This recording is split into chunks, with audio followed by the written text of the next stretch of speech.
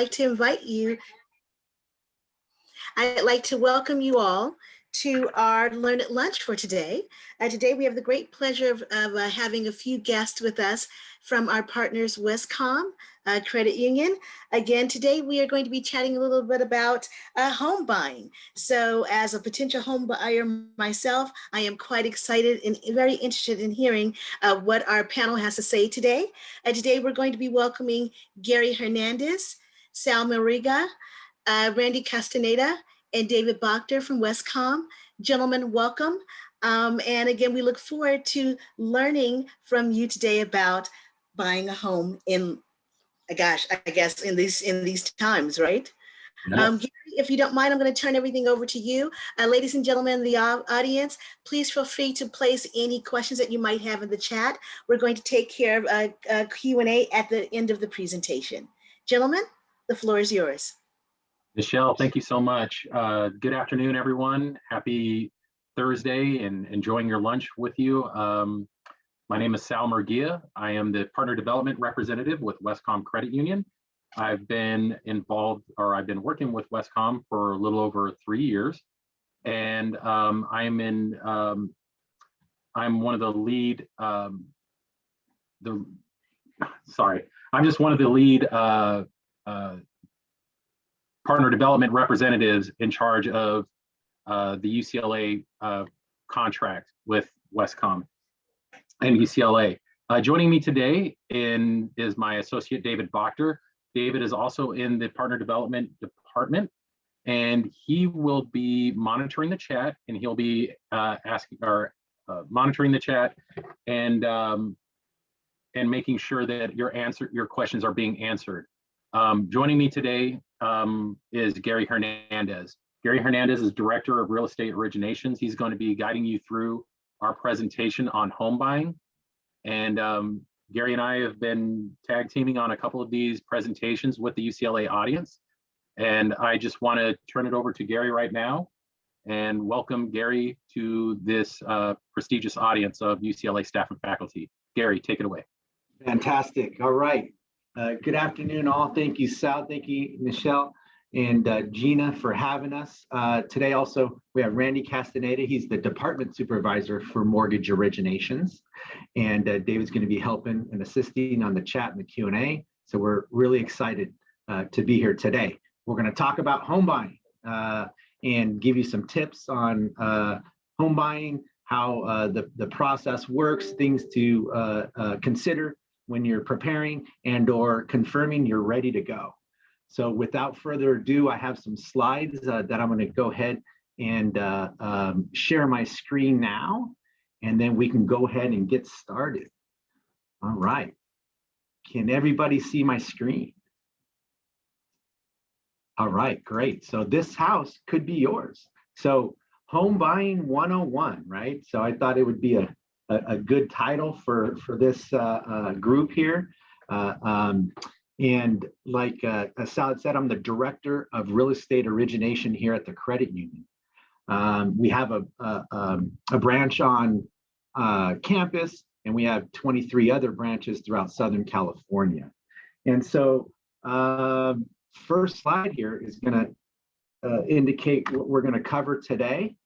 And the first thing, we're just going to want to start with what is credit. We just got to really understand credit. It's one major pillar to help you obtain the financing you need. The second one is understanding your credit score. It's a subset of credit. It's an indicator of your ability to repay. The 4 C's of credit.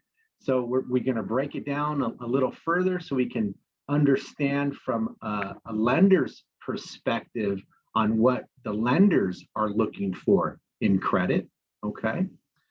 Then keys to home ownership. We want to make sure that you get a good feel and an understanding of what it entails in key pieces for home ownership. And then applying for a loan. So we want to make sure that we get you ready and to that point to where you can apply for a loan. And then also it looks like our branch manager at the UCLA on-campus branch Martha Prado has also joined us, so say hello to Martha. So if you guys are ever by the branch, definitely walk by and say hello to Martha. But bring your mask. She's not going to let you unless you bring your mask. All right, here we go. Understanding credit. What is credit? All right, so if you look it up, it says credit is the measure of trust one party has in another party's ability to receive some kind of resource now and pay for it at a designated point in the future. Okay, so pretty simple, right? Why use credit? It allows you to buy something which you may not be able to, and the other key point is, or don't want to necessarily pay for now, based on your established ability to pay for it later, right? So that's leverage, right? So we're going to kind of talk about those two pieces. How do I prepare and obtain credit? So this is kind of the biggest piece of this. And I do these different seminars for our members and branches, for your students, for faculty. And this is the biggest piece here, is just preparing and obtaining credit, right? How to use it. Don't be afraid of it, right? And one is the first piece I always start with is just establish a budget. I don't care what you're doing. If it's your own personal finance, if you're looking to do some type of project, if you're putting anything together, you always got to start with a budget. You just need to understand your own personal budget.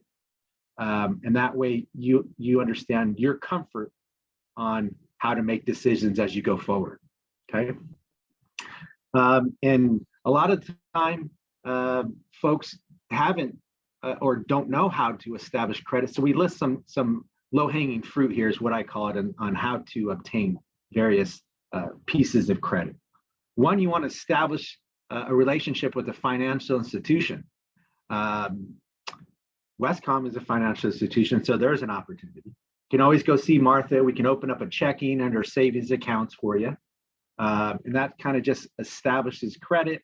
And then she can talk to you more about, there's other ways that people track your credit worthiness, just even with the checking account, right? Writing checks, making sure they clear. So there's a whole other way that people monitor your ability to repay. Apply for a secured credit card. So I think Martha can probably help you with that, but there's other places as well. So secured credit cards work as, you know, you pledge money down against it, and then you borrow against the money you pledged, and you build credit that way. And then at some point it'll turn. Then you don't have to put any money down, and they give you a line of credit. Okay. Consider a co-signer or a co-applicant. So at times, either maybe you don't have the credit that you need to do a certain purchase, or you don't have the funds that you need for a certain purchase. So we can kind of go in a little bit about that later. But if you have friends or family that like you enough to extend credit to you, then maybe take that up. That's always an option. Apply for department credit, a department store card or gas card. So these are you know, in years past, always good opportunities to establish credit. I mean, how many times are you in some type of retail store where they ask you, the first thing they ask you is, are you using our store credit card? Would you like our store credit card, right? Just another way to establish credit. The terms of that credit may be not very advantageous up front, but more often than not, they'll offer you 20% off or some type of other promotion. But again, we'll talk a little bit more about using credit.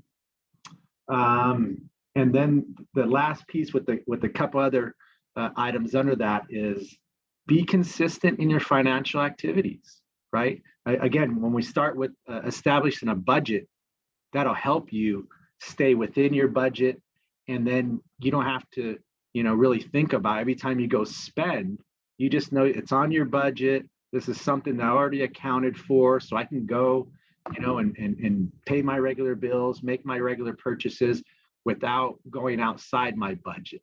Then it helps you further understand when I'm making different decisions that are not in my budget, take a step back and reassess. Okay, so use credit. So credit is your friend if you know how to take care of it, but you also have to use it. So some folks are scared to use it. Oh my God, if I use it, then they're going to look at it like I'm using too much credit. If you don't use it, they're going to look at you and just kind of say, well, you're not kind of creating that activity that we can kind of grade you on, that we can get some type of predictive behavior to identify what could be in the future. So use your credit. An example would be, I have a credit card for gas and groceries, right? And so I use that, but I pay it off every month. So there's kind of different credit cards as well. You have credit cards that give you points. So I use my credit card that give me points that I pay off every month because it's a higher interest rate because they give me points, right? So if you're going to use a credit card to buy something that you may not pay off every month, there's a different credit card for that. It's going to be a lower interest rate credit card, but it may not give you points, right? So there's different cards for different purchases, right?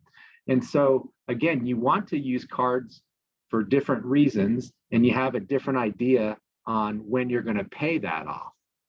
Okay. The next item, repayment on time.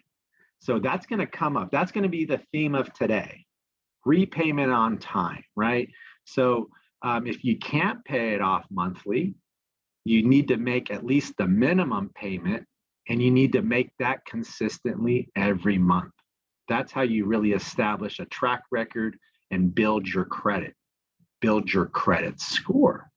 Okay, steady income. So to be able to obtain credit, you're going to need some type of income to support your ability to repay. Okay, so steady income, it comes into play. We'll talk a little bit more about that. And then build reserves and assets, right? I remember when I was a little tight, my dad gave me $1, don't spend the whole dollar. So it still holds true today. Whether you get $1, $1,000, $10,000, don't spend it all. You should always look to build reserves and have assets for that rainy day, or the ability to leverage those funds or invest for future earnings to build your reserves, your assets. Okay, so again, that's understanding the credit. That's what credit is. That's why you use credit, and that's how you can obtain credit and use it for the right reasons. Okay, we'll go on to the next page here. Understanding your credit further, right? So FICO, there's 3 major credit bureaus, and we've all heard these names in some form or fashion. Equifax, Experian, TransUnion. All these are tighter than the black box they have on airplanes. We don't really know the true algorithms. We don't really understand everything that's in those black boxes, but we do know it's an algorithm of predicting, reviewing your future. I mean your past transactions and habits to predict future, right? And so your credit score here, it says your credit score is a responsibility rating. That's the best way to understand it, right? Where your payment history is tracked and reported by these 3 credit bureaus, the higher your score, the more likely you are to repay your loan. Okay, I think the ranges are like 350 to like 850, something like that.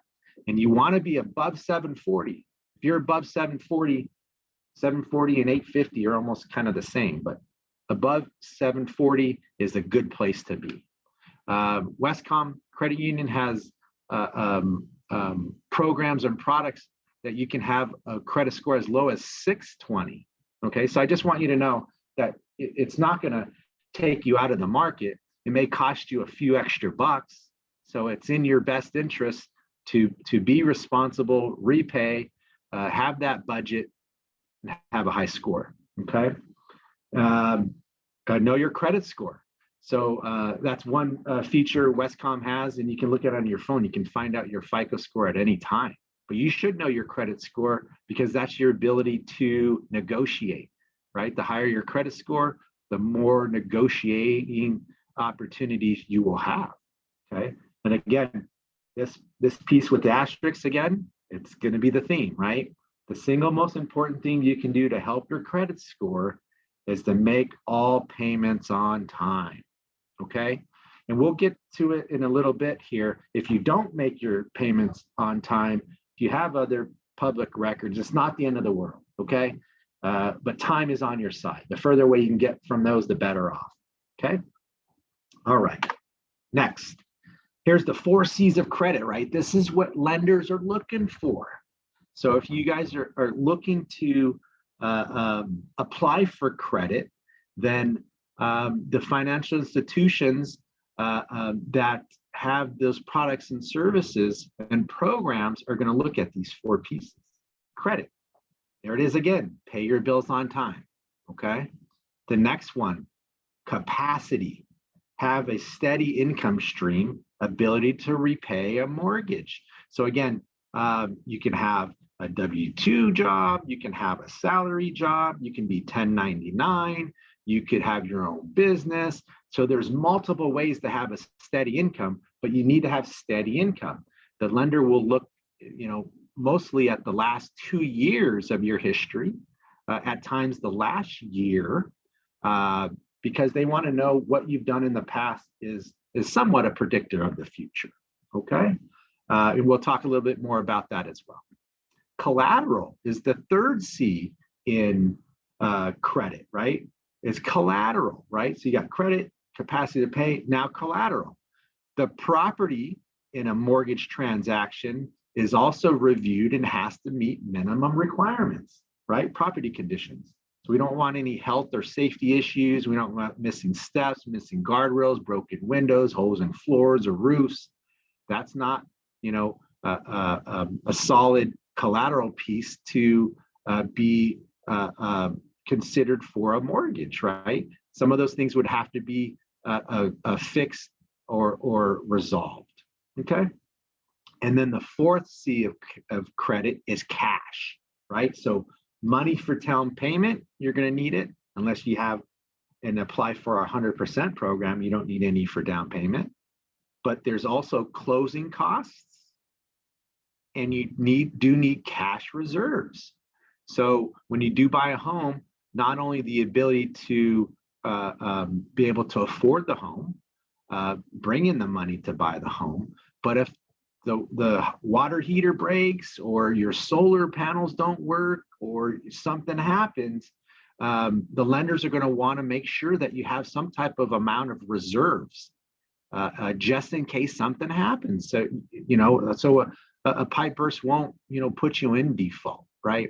So different and various products and programs require different levels of reserves, okay? And we can go into that a little bit later. All right. So the keys of home ownership, right?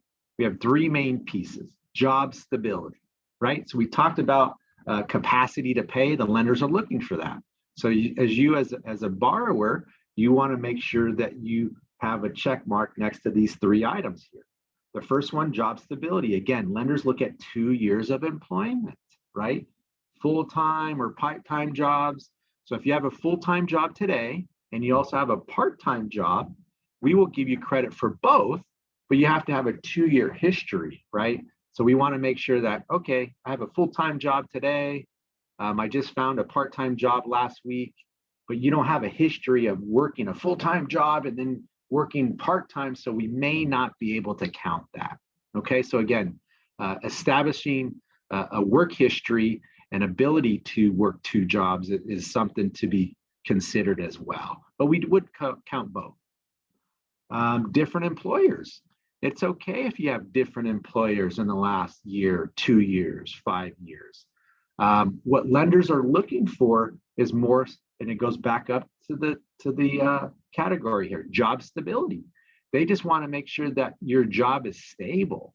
So if you remain in the same industry, then that's stability. Most people move companies or institutions to other companies or institutions for opportunity. either for a different job role, a pay increase. So it's okay to have different jobs. But again, you want to try to stick in the same industry as much as possible. Okay. So if you're jumping around from you're an engineer and then now you're a financial planner and then now I'm going to sell homes and now I'm doing something else, they're going to say, okay, you know, what is really happening here, right? It's not it's not the end of the world, but it's something that they're going to highlight and probably want to know more information about. Okay, so again, different employers are okay. Even employment gaps are okay, but we have to have some type of explanation, right? You know, I was out on maternity leave, or I had a sick relative, or, you know, between jobs for a short period of time. It's okay to look for that a good fit. We don't want you just to grab a job just because they offered it to you, right? We want to make sure that you are looking and holding out for that position. But we will ask for an explanation, right? If it's reasonable, then that's something that we'll take in account. Okay. A diploma or a trade school. So if you just finished some type of degree, a trade school, and you go into that field, then we would say that you've been, you know, at that, and it is going to be stable. And a company wouldn't, or an institution wouldn't hire you on unless they believed in that diploma or degree that you have to pay you that fair wage. Okay, so I was just actually looking at a loan today where a gentleman is an engineer and he just finished his degree, you know, 5 months ago, and we see his diploma and he's in the mix now. Now he's looking to go out shopping for a home this weekend. Okay. The next tier here, income qualification. Okay, so now that you have a job stability and or other sources of income, what do I have to provide? What are lenders looking at, right? So lender will verify with pay stubs, W-2s, tax returns, you know, for self-employed or rental income or some other type of small business. Acceptable sources of income, right? You have regular pay, you have retirement, pension, Social Security, other fixed income type of sources, disability income, overtime, bonus, commission. But those, and I have a little 2-year tag next to it that, again, is similar to if you have a full-time job and a part-time job, 2-year history of receiving that additional income. So additional income, we term as overtime, bonus, and commission. Okay, so again, it's okay to use that, but there has to be a history of it, right? An example would be, you know, hey, I work for a company and, you know, it's going to be Christmas time and we work overtime every fourth quarter. Well, if it's not the whole year, we're not going to really be able to use that for a 12-month average, but we may be able to utilize it over you know, that 3-month period in amortize it over a year and look at it that way, average it over a year. So again, different situations will be considered, but we just got to kind of understand what that is and what that history looks like. Okay. We talked about second or part-time job, again, a 2-year history, and self-employed. So if you're self-employed, lenders will require a 2-year tax return. So you may have started in, you know, 2019 in you know, in the middle of the year, but you may not have a full 2-year tax return. So they're going to look for a 2-year tax return history of showing profits, and then they'll average your eligible income over those 2 years. Obviously, with self-employment, folks, you know, do the best they can to use the tax laws and the different deductions and expense, you know, opportunities to limit their tax liability. But always consult your tax, you know, accountant or attorney when you're doing so. just know that lenders will look at the income after expenses and write-offs. So if you're a doctor and you're making 300,000, but you're writing off 150,000 in expenses and whatnot, you're going to be left with $150,000, and you can only use that income, and whatever that income qualifies for you, it'll give you a loan amount that you can afford. So just know that for self-employed people, just kind of keep that in the back of your mind. If you're ready or you wanted to purchase and you're self-employed, always go in and see Martha and or your loan officer, and we can kind of walk you through what your current situation is and consult with you. All right.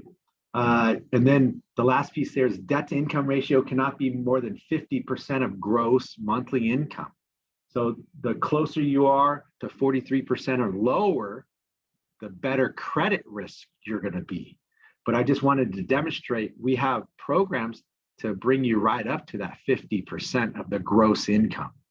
So just know that although it's, you'll qualify for the loan, your budget may tell you, I don't really want to, qualify that high, right? It gets me out of my comfort zone, right? So if I make $10,000 a month, the rule says up to $5,000 a month in debt I can have, right? Including your mortgage, taxes and insurance, any consumer, auto or credit cards will be part of that $5,000. But just know we're in California, so $10,000 we're going to get taxed, and we're not going to keep all of that $10,000. So, for example, maybe you keep $7,500 of that or $7,000, right? And if you're spending $5,000 of that, you're left with $2,000 or $2,500. And that's real dollars, right? So again, it goes back to the budget. You understand your own budget, you understand your own comfort, then you know what you can afford or want to afford. Okay. All right. And the last piece to key home ownership is credit score and payment history. Again, you got to ask yourself these questions. Have you paid your bills on time? If not, find a way to start to do that and move forward. You'll continue to increase your credit score. How much of each credit line is in use? So usually around 30% is where you want to kind of measure that. So if someone's got a credit line of $5,000, $1,500 carrying a balance, it's not going to hurt you. But once you start to increase it more than that, it could start to impact your score. When you run your credit score to give a little thing, balances, near limits, things of that nature, right? So about 30% is a good kind of baseline to keep your credit balances within your limit. Okay. How much do I owe? That's kind of the same thing, right? You don't want to owe the entire credit limit because that's going to detract from your credit score. And then how long have accounts been open? So the longer you have accounts, it's gonna really favor you because it's going to say you've not only had it for this long, that institution didn't close it for inactivity. You haven't had any late payments. They're allowing you to keep it open, and more often than not, they'll continue to send you better rates, better promotions and opportunities because you have that relationship with them and you show that you can keep it in a good credit standing. Okay. And then I had kind of alluded to this a little earlier, public records. Life happens, guys, and we get it as lenders as well. Life happens, especially a credit union, right? So some institutions may be a little bit more black and white, right? Being a credit union, being for non-for-profit and being about the members, we understand life happens, right? So we have programs and products that allow you with some dings on your credit to allow you to still obtain credit, right? Again, it may cost you a little bit more, but there's the opportunity still there. So we don't want these public record things that happen just to deflate you or think that there's no way that you can be lent to again. You will be able to. Again, the further time that you get away from those life events, your score will rebound, okay? So tax liens, foreclosures, collections, bankruptcies, judgments. Again, those things happen, okay? So don't be afraid. So we talked a little bit about debt to income. We talked about 50% being max. This example is a 43% example, right? So we talked about your monthly minimum payments, right? So this is all stuff that would show up on your credit report. We're not talking about your gym membership or your cell phone or, you know, sports that you play or you know, whatever else that you may be doing. We're talking about credit that you've applied for, have established, and are currently paying, okay? So this example, you have a couple of credit cards, you know, payments are $100 on one, $300 on the other. You have a personal loan for $500. Maybe you could switch that out and say, I have a student loan, you know, for $500. Whatever the categories are, the dollar amounts add up, you know, through personal line of credit, a car one, car two, and a mortgage, right? $4,300, right? So that, in the example, $10,000 income, right? Either, you know, the household income, if there's more than one person on the loan application or you by yourself, they would do the math. They would do your minimum payments divided by the gross income. And that's how we would calculate your debt to income ratio. Again, the goal is the lower the DTI, that's the debt to income ratio. Again, mortgage has its own jargon and DTI is one of them. But 43% is kind of a key factor there, okay? Again, don't be afraid to go a little bit above that. You're still would be eligible, but it starts to kind of, you know, squeeze you on your budget, okay? So again, establishing and understanding your own budget will help you determine how much mortgage you really want to pay, right? In this example, this member, this applicant can actually afford another $700 in mortgage, but do they want to? Maybe not. Maybe $2,200 is what they want to pay, right? All day long. Yeah, I know I can pay the extra 700, but what if something happens? What if I need to go somewhere, do something? What if, you know, what if the car breaks down? You know, anything could happen, right? So this is the example of how we get to your debt to income, okay? Next one. So now that we understand what credit is, how to get credit, how to make sure I'm paying on time, how to make sure I'm gainfully employed and looking to stay in the same, you know, industry or line of business as much as possible. Again, life happens. If you make a career choice and do something else, that's okay too. Your credit score will be another indicator outside of your different work history, right? So the credit scores, again, is a responsibility rating, no matter what else is happening. So that's going to help you if something else is not as where it should be, okay? So applying for a home loan. So if you want to apply for a home loan, or you just want to get pre-qualified and understand what you could potentially qualify for so you can go buy a home, you would kind of want to gather the similar documents, right? So again, if you're salary or hourly, 30 days of pay stubs will be required. Your most recent 2 years W-2s, or at a minimum, at least 1 year W-2. If you're self-employed, 2 years tax returns, and then bank statements. Remember, we talked about assets and reserves, right? So if you're going to purchase a home, they're going to want to understand where's the money coming from, and you can also get gifts.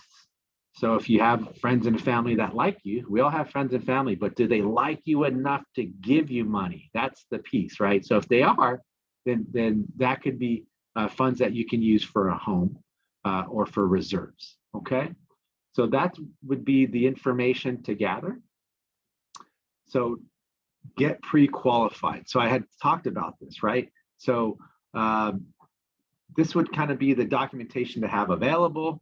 You can meet with the mortgage loan officer, and they can look at your situation, your scenario, and get you pre-qualified, right? So they can give you an idea of what you may be able to qualify for by just, discussing amounts of what you make and what you think your score is. But you're really going to know once you apply, right? So the way I look at this is, if you're not ready to buy, I would apply so you know what you qualify for today. And then you can sit with your mortgage loan officer and they can give you tips on how to further get ready and prepared. The other one is, I think I'm ready to buy. Apply and you'll know for sure, okay? Or if you already know you're ready, then definitely apply, right? So in either case, you're applying, and that does a couple of things, right? It takes the guessing out of it for you. It shows you what is on your credit, and it gives you a real example of what you can afford today with your current situation today. Okay, and that adds value right there. Okay, and so it also, again, right here it says know what you can afford before you go shopping. That's the last thing you want to have to worry about. Is you going shopping, it should be a good experience. You should be looking for that porch and that backyard and the kitchen, and the sun comes up over here and the door over there, versus worried about, oh, wait, can I even afford this? You want to shake that out ahead of time so you have a good understanding, and you're at peace when you're going in, because it could be, if not the biggest financial investment or purchase of your entire life, right? So you want to try to do it in pieces so you feel good and confident going into it, so you can enjoy the experience. Okay, so that part you want to do ahead of time. And it also shows your seller, right? Right now, there's a lot of people out there trying to purchase, and the inventory in Southern California is limited. So you want to be ready for that seller, and being pre-qualified, and whether it be WESCOM or some other financial institution, you want that pre-approval letter. You want the seller to know that you're serious, that you've provided documents, that they've taken a look at your credit, and you are truly ready to buy. Okay, so it looks like that's definitely something that you want to make sure you know, right?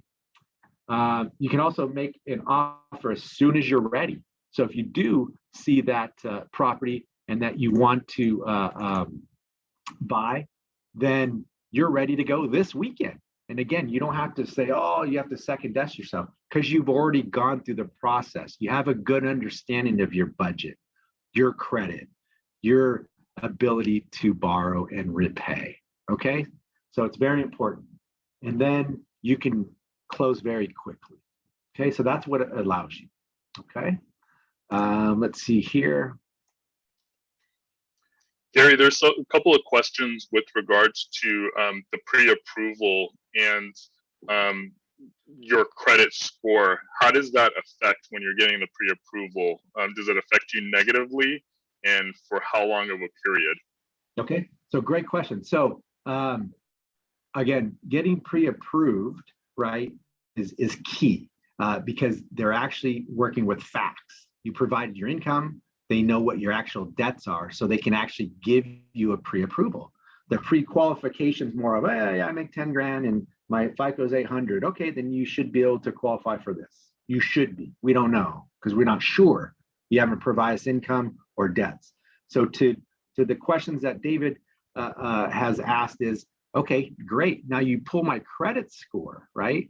Yes, it's a hard credit pool. We're going to understand what your credit score is from all three bureaus, and we take the middle score. Okay, so a mortgage FICO score is different than a consumer credit score. It's a different algorithm. Remember when we talked about the bureaus? They have different algorithms if you're going to go buy a car, a credit card, or a home. Okay, and so it does come up on your credit report, and it'll say the financial institution and the date it was pulled. And so they've worked it over the last several years, if you're working with the financial institution, you go to a couple of banks in a tight period of time, it won't affect you as much. But if you're pulling credit every 2 weeks or every 3 weeks or every month, they're going to start to look and say, okay, we understand they're in the market, but are they in trouble? Because now they're doing multiple credit pools. So, every 90 days, credit is good for 90 days as much as 120, right? And so the pre-approval is good for about 75 to 90 days because we know we're going to have to repull your credit again. So we'll keep checking in on you. And as long as you continue to pay your debt and you're doing the same things, then it's not going to be as impactful. Okay. What other questions we have? It looks like this is a great topic here.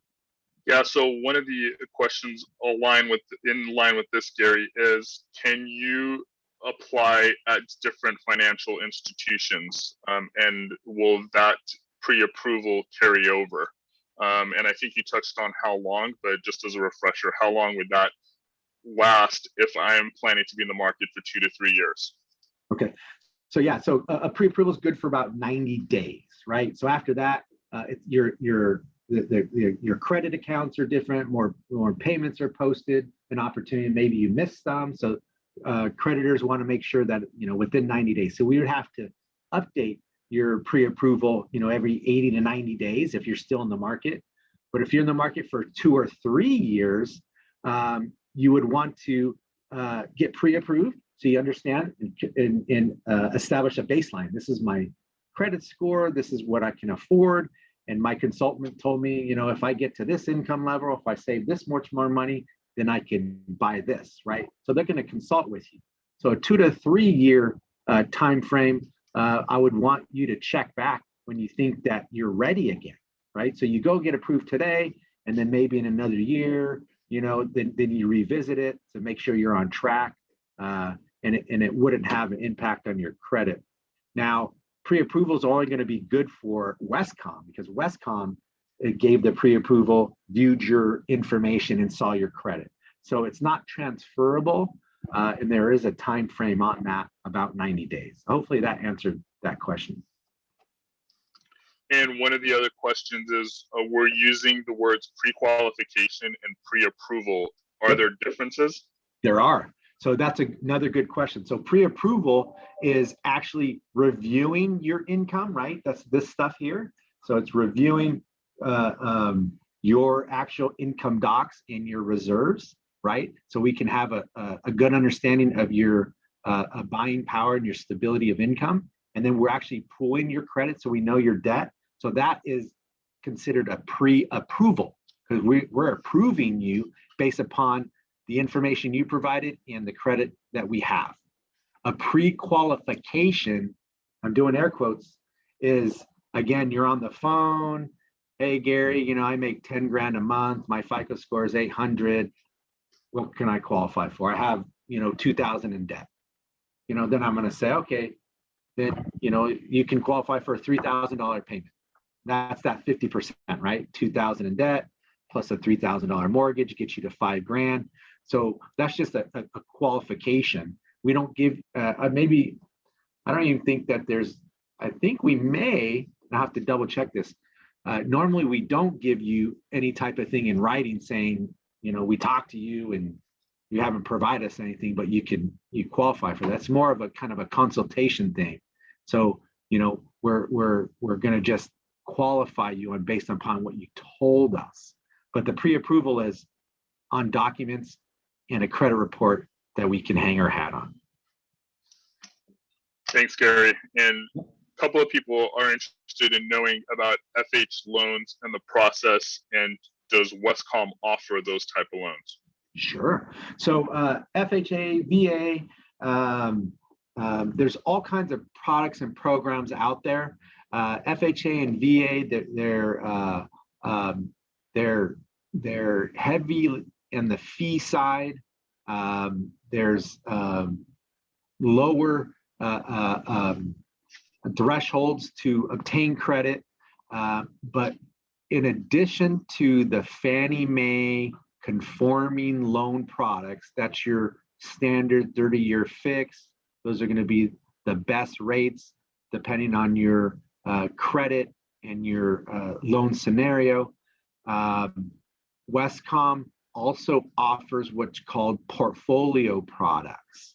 So more often than not, we have comparable programs that offer the low barrier to purchase a home, to get into the market without those fees. So FHA are usually, you either maybe have a couple of dings on your credit or you don't have as much down payment. So these programs are there to help those folks. WESCOM has a 97 and 100% financing. So we have 100% financing, which means you bring in zero money to purchase the home, but you still have your closing costs, which is title, escrow, appraisal, different inspections, taxes, and insurance. So you still have to bring money in, but not towards the purchase of the home, which means you can save that for reserves or assets in the future, or for that couch, for that refrigerator. Once you buy a home, there's other costs that come along with that. So you want to buy a home and then walk in and there's nothing in there. So you got to kind of put that into your budget, right? So we do offer FHA and VA, but currently our investor that we have rates with, their rates are so low on all the other products and programs, they're not quite offering rates for FHA and VA right now to us. But we do have other comparable products and programs that can assist you with your situation. Okay. So we have still several questions coming in. We have a few minutes. I'm going to do my best to get Gary to answer them, but if I don't, I will put Gary and Martha's email addresses in the chat so that you can address them directly. So it sounds like, Gary, there's a couple of people that have went through the process, they're approved, and as one person put it, they're tackling the brutal LA market. Do you have any suggestions in terms of loan contingencies? Should they all be removed to be competitive? And should you use your current sale of a house on your next purchase? Okay, so good questions. Yeah, the market's tough and it is dog eat dog out there. The first thing I would suggest is having a well experienced and savvy real estate agent in your corner is key, right? Just like you would do anything, you need to go out and interview at least 3 different real estate agents to make sure that they have your best interest at hand, and they will know, the best way to get your offer accepted. That's their job. WESCOM's job is to make sure you're qualified and you understand what your payment is and that you can afford. So that's WESCOM's job. So on the other piece with the loan contingencies, that makes me a little nervous on removing some of that. Although from a seller perspective, it would bode that this would move a little faster. I would just kind of heed to that and kind of work that out with your real estate agent. But what we do is we get the loans underwritten, within your first 10 days to give you that time to figure out if you want to remove the loan contingencies. But meeting with your loan officer and your real estate agent, if you are going to do that, have a discussion before you do that. Do not commit unless you have conversations ahead of time. You don't want to back yourself in a corner. And Gary, if someone's getting started, do you have any advice on how they can partner with a trustworthy real estate agent if they don't know where to begin? Yeah, I would just, maybe even Google, I would first ask around friends and family, right? But only ask the ones that like you, friends and family. And then interview at least 3 of them, just like you would do anything, right? You don't know, right? I'm going to go buy this. I need to talk to 3 different people. You need to educate yourself on the products and services that the real estate agents offer you, right? And just sit there and ask them, why should I hire you as my real estate agent? Okay, and let them know, I'm going to interview 2 other people. So please tell me everything that you can do for me. And then you can take a step back and say, sometimes you mix with personalities. Sometimes you want service. So it just depends, David. That's a good question, but you would need to interview them. Thank you. And then we'll go with the two last questions before I put in your information in the chat and have our moderators close. If you have student loans, how will that affect your pre-approval? And another layer to that, if you are a co-signer on a student loan, but you are in the market to purchase, how will that affect you? Okay, so student loans, if you're a co-signer, that might as well be your loan. Okay, so if it's on your credit, that's your debt too, right? So the way student loans work, if there's a payment on the credit report, that's what the payment we're going to use. If there's no payment on the credit report, then there's a calculation. So we're going to have to ask for information to understand the total balances. If you're still in school, or if there's a different payment that's been agreed upon and you have a document of that, or we're going to have to use 1% of the total loan balances to be included in your debt. Okay. All right. And I know we're coming up on 5 minutes here. I thank you for the opportunity, and I'll turn it back over to you guys. So Sal, I know we have a couple of slides to close before we give it back over to staff assembly. So I'll let you take it from there. And I put the email addresses in the chat. So if we didn't get to your question, please feel free to email Gary or Martha, and they'd be happy to get back to you guys. Yeah, thank you for that, David. Just wanted to run through a couple of quick promotions and opportunities that we have with WESCOM. If you're thinking about getting a mortgage loan with WESCOM or contacting Gary or Martha at the UCLA branch, just understand that when you become a WESCOM member, that you'll get we're offering an extra $500 with WESCOM when you use the promo code Bruin. So up on the screen, there's the breakdowns and the incentives of how you can earn the $500. And so that's a little bit of an incentive for you. Gary, next slide. We're also offering a technology loan, 0% interest on a loan at the UCLA store to get new technology, with up to $3,000 in that technology loan. Just wanted to point that out as an exclusive offer to the UCLA staff and faculty and Bruin community. As we mentioned, we have our UCLA campus branch open on Monday, Tuesday, and Thursday as our temporary hours, located at the Ackerman Student Union from 10 a.m. to 5 p.m. And Gary, if we can keep going.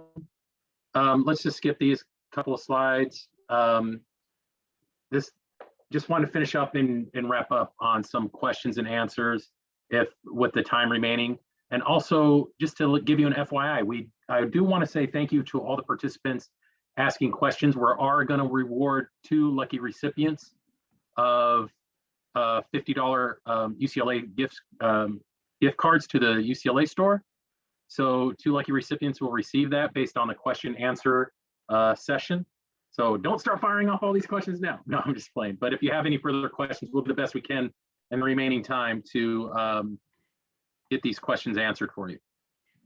Great.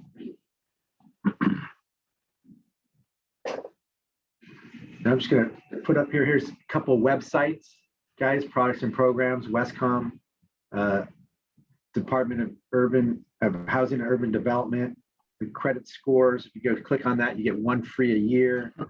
Then some fun here, Redfin and Zillow to go look for some homes. So, good.